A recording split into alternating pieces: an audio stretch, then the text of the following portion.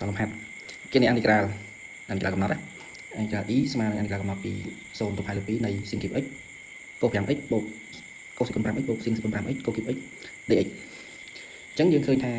តួទាំងពីររបស់វាតួទាំងពីររបស់វាសុទ្ធតែអាចចាប់ sin cube x ហើយនឹងកូស cube x បានអញ្ចឹងតួទី1វាសល់កូសក្រេ x តួទី2សល់ sin ក្រេ x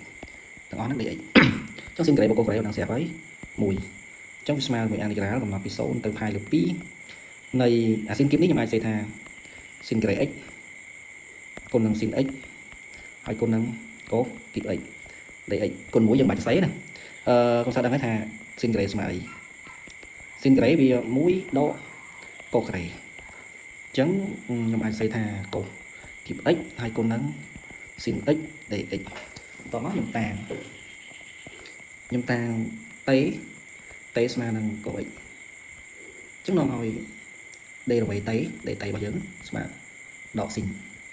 តេកុំដក sin dx ពេលហ្នឹងនៅពេលដែល x ស្មើ0នាំឲ្យតេយើងគឺស្មើជាមួយនឹងដក1ហើយ x ស្មើនឹងផាយលើ2នាំឲ្យតេរបស់យើងគឺស្មើ0វាជំនួសតម្លៃហ្នឹងនៅក្នុងកូសហ្នឹងណាអូខេអញ្ចឹងគេបានអានីក្រាល e របស់យើងហ្នឹងវាខ្លាយទៅជាអានីក្រាលកំណត់ដក1ទៅ0នៃ1ដកតេក្រេគុណនឹងតេគីបដេតេសញ្ញាដកនេះអានេះមានសញ្ញាដកអញ្ចឹងជាណាដកដល់1ចុះបាទដកចុះវាស្មើឲ្យគុណបញ្ចូលមកគុណបញ្ចូលទៅវាទៅជាដកទិញក្រៅដកអានីក្រាលមកដក1ទៅ0នៃតេគីបដកតេសេគុណ5ដេតេអញ្ចឹងវាស្មើជាមួយដកអានីក្រាលតេគីបបានតេសេគុណ4លើ4ដកតេសេគុណ6លើ6កំណត់ពីដក1ទៅ0អញ្ចឹងវាស្មើជាមួយនឹងដកយើងជួ